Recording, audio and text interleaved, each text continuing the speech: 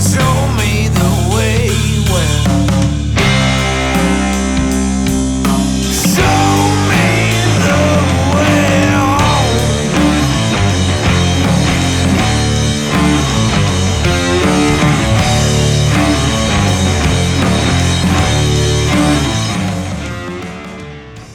Just a man.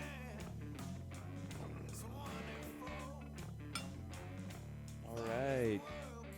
Hello, yes. Welcome to the Slackline quote of the day inaugural episode. This is the boss coming at you. That was a little Crooked Spies bringing us in from the intro. We'll listen to a little bit of them later. A band from Calgary. They're rocking. They got a new album out called High Plains. No JWoww so far on these segments. Maybe he'll take over some for himself. We do have a normal weekly show coming up. It'll be released this Sunday, so everybody stick around for that. We have Jordan Vasquez and Ken Dressen on talking about their new film, The Mailman. This is a new segment we're gonna try. We're gonna try to get these out every weekday. Just a little short discussion about some interesting things that maybe some famous people have said, or even things that we've heard on the street that pique our interest and can maybe give us a little bit of a good discussion. So before we start, Happy New Year to everybody. This is January 1st, and it is a beautiful day here in Vancouver, Canada. Hopefully it's a beautiful day everywhere else in the world. So we're gonna be starting out here. Hopefully nobody's broken their New Year's resolutions quite yet.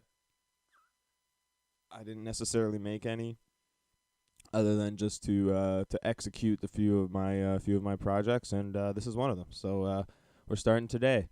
We have a sponsor today. It is the Real Genuine Veritas Serum. A single milligram separates a lethal dose from the whole truth. That is the Veritas Serum, real and genuine. It actually works, people, but be careful, because like the ad says, single milligram is the difference between a lethal dose and it actually working. That is a truth serum. Very, very user-friendly and very, very dangerous. So thank you very much to the Real Genuine Veritas Serum. It is on theme today because it plays into our subject of the day, our quote of the day. It is a quote from one of my favorite people, John Green, who is an author and historian, and he does a Crash Course on YouTube, which is a very educational series of videos. I recommend you check them out. I was watching one of them the other day on history, and he spouted this line out, and I'm not sure if it's become a quote that people often post or whatever, but it just was a thing that he said that sparked out on me, and it is actually the spark for this whole podcast. So we'll start with it here. The truth is always nuanced. That's John Green. He said that. Some context with it. It was in the context of history, kind of to relay the truth of history is always nuanced, because we are the ones that are writing it down. It's written by the victors. There are always things that happen that don't end up in textbooks and history books and stuff like that. And so, in that sense, the truth is always nuanced, especially with, fake news and all that type of stuff, the stuff we deal with on our social media, people using mass distributed lies to try and affect political outcomes and that type of thing. Those types of things have always really happened, but it's never been as effective as it has been because of the speed of information, and a lot of us as people haven't adapted to how this information is getting to us. It used to be filtered through newspapers and editors and that type of thing. It's not that those people were infallible, but they did have, I think it felt like there was more of a responsibility for the truth when people actually had to pay to get news, and so they would pay for the news. And if your news wasn't good, then people wouldn't pay for your news; they'd pay for the other news. And so there was incentive to be right versus first. And now there's incentive to be first versus right. And a lot of senses, or in a lot of cases, there's no incentive to be right at all. There's just incentive to have an audience, and a lot of times that audience doesn't care whether something's true or not. If it's what fits their view, if it's what helps them get through the day, whatever the case is, and those types of things. I mean, they can be dangerous en masse.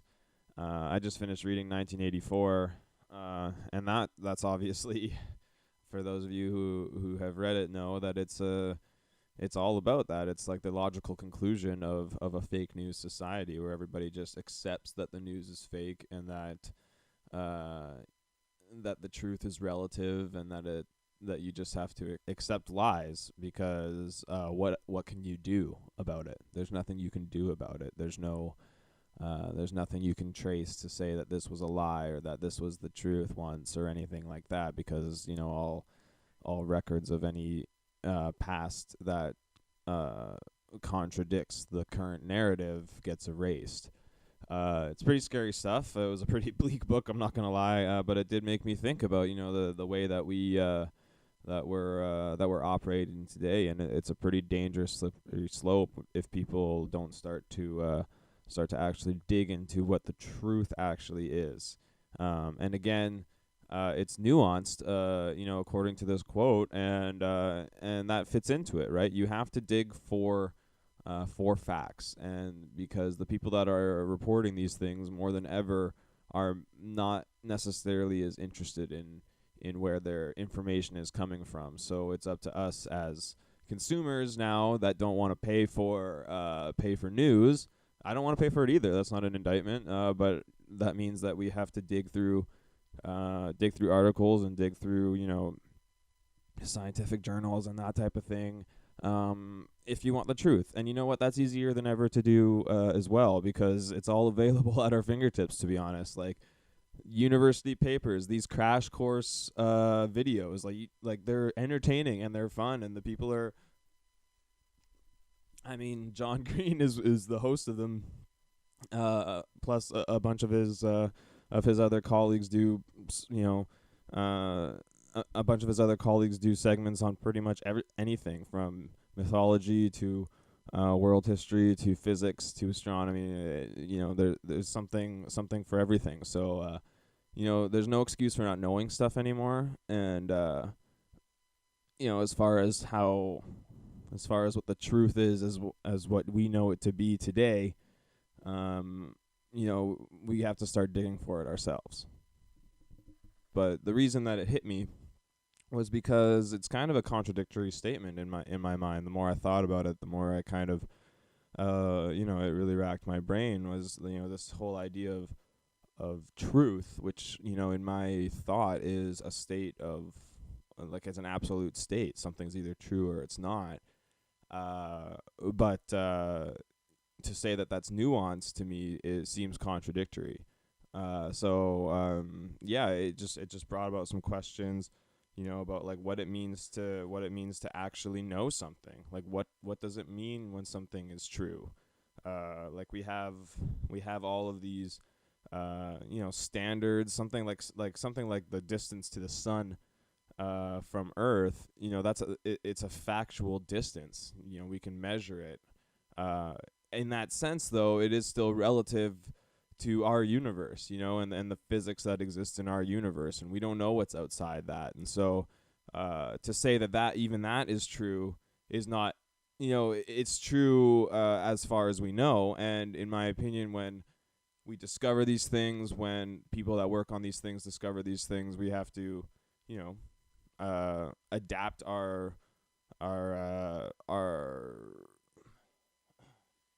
we have to adapt what we think we know to the new truths of the universe that we've discovered. And those things have always changed. Most people used to believe the Earth is flat, that the universe revolved around the Earth, stuff like that.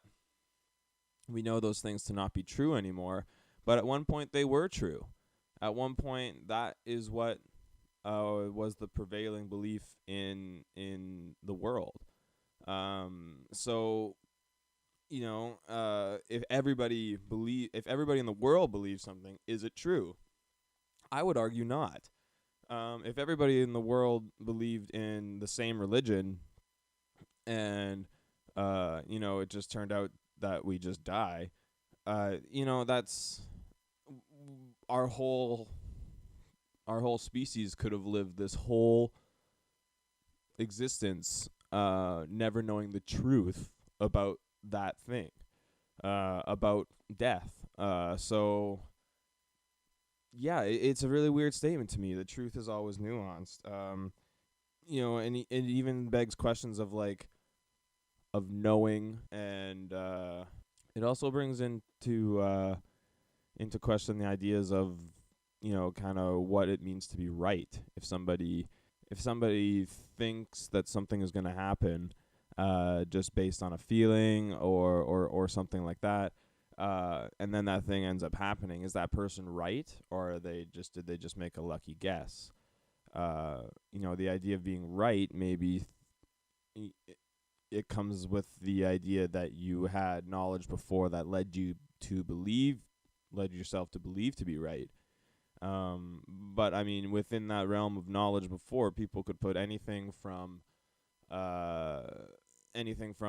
this, gut feeling that you have, to actual scientific facts to back it up. So, the truth, once you start to really think about what truth actually means, it's an interesting word to explore. Like, even this whole quote, the three, main words in it,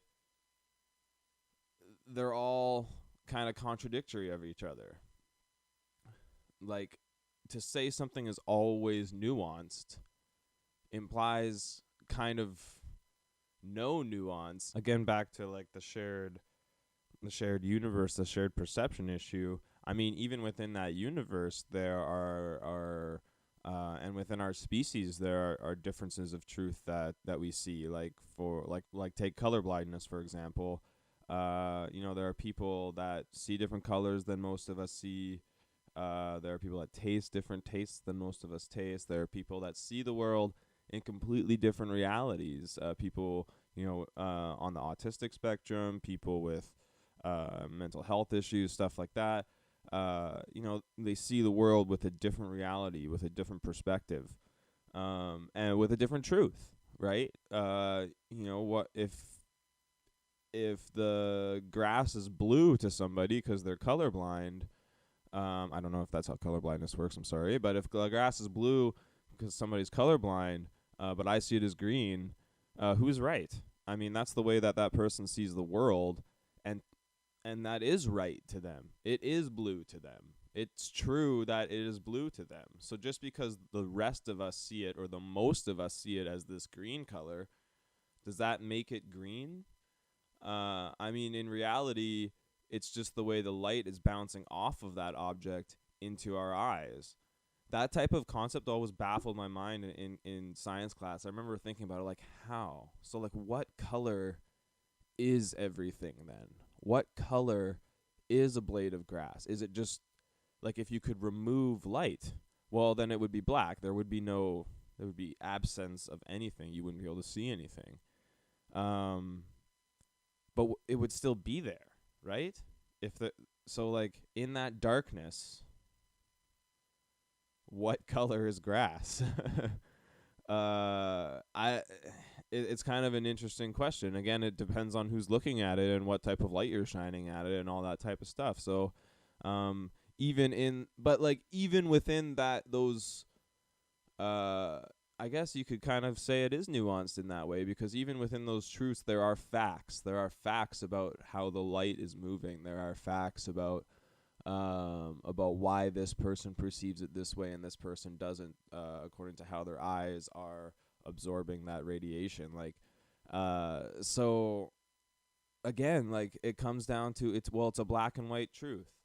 The black and white truth of that matter is that you see the grass is blue. That's the truth. And because that's what you see, and the physics and the universe and all of its glory is telling you that grass is blue, to you, and nobody can tell you differently because it's not different. You just have to. It's a weird thing. I think it would be my roommate's colorblind. It'd be weird, and I talk to him about it sometimes. I think it would be a weird thing to accept that people are telling you that something isn't the way that you perceive it, even on that small level as like color blindness.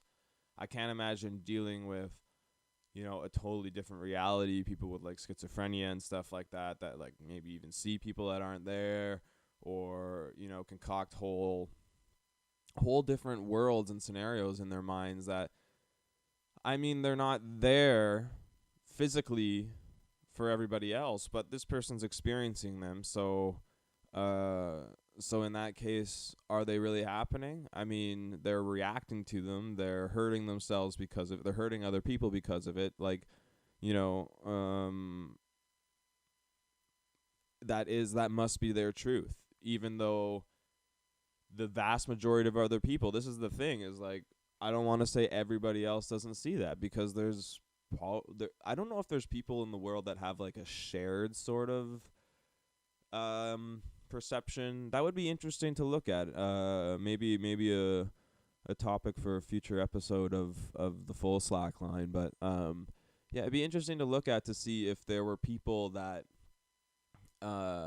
especially in like a schizophrenic or an autistic sort of way, experience the world in the exact same way as each other and could see each other in that perception. That would be really interesting to me. If those types of people could meet and be like, oh wait, like you actually do see the world the same way as me, because we, even on a quote unquote normal scale, we recognize those things in each other too when we meet people that have the same interests of us, or have the same sort of just worldview. We connect with them, and we can have really great discussions and that type of thing, because we are on the same page about what we're talking about. Where like it would be interesting to see if there are two autistic people that are on the same wavelength and are able to communicate with each other, what would be normal in their way, because that's all what it is, right? It's all about communicating with these people in their reality, so that they can understand it, right?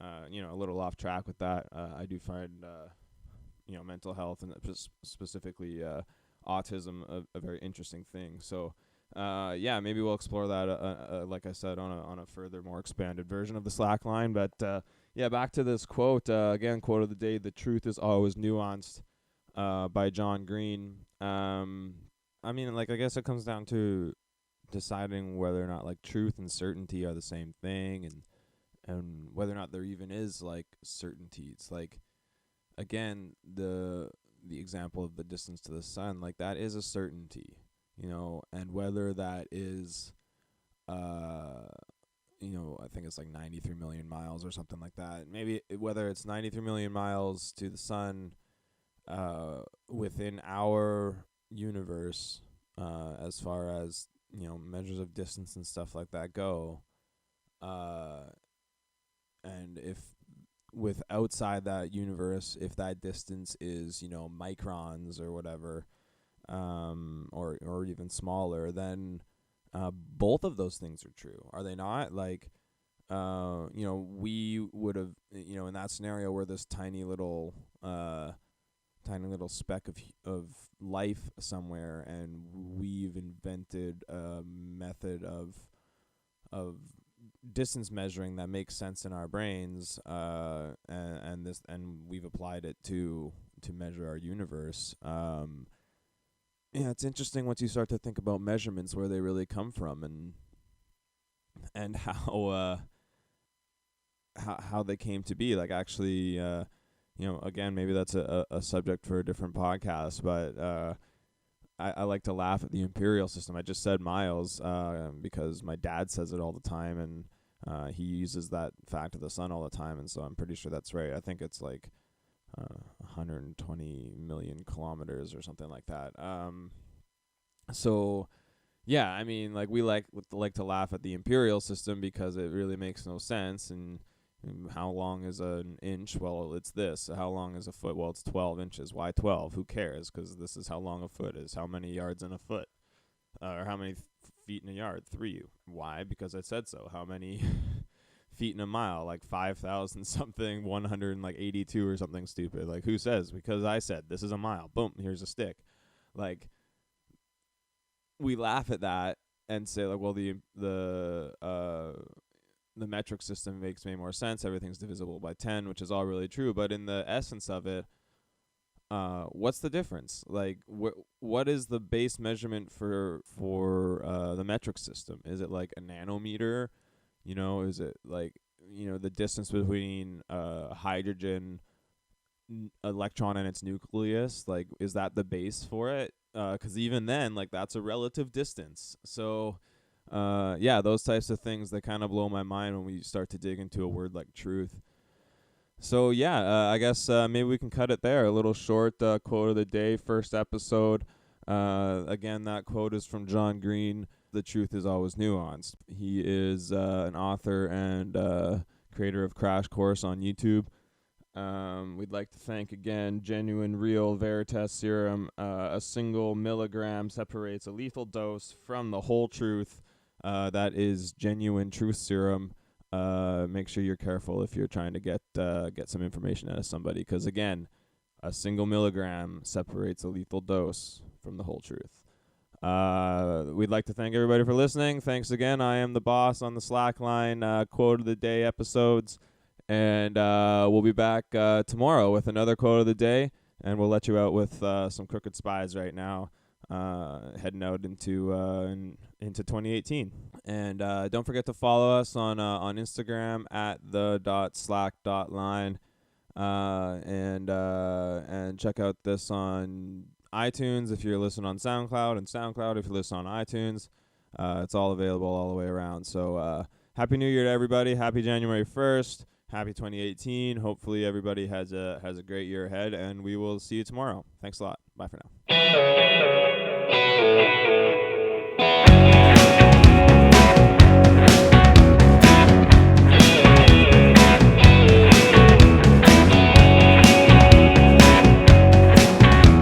The water it creeps now, beginning to weep for all my kin. The water it creeps, yeah, it's getting so deep, it's over my head. Oh, high tide, oh.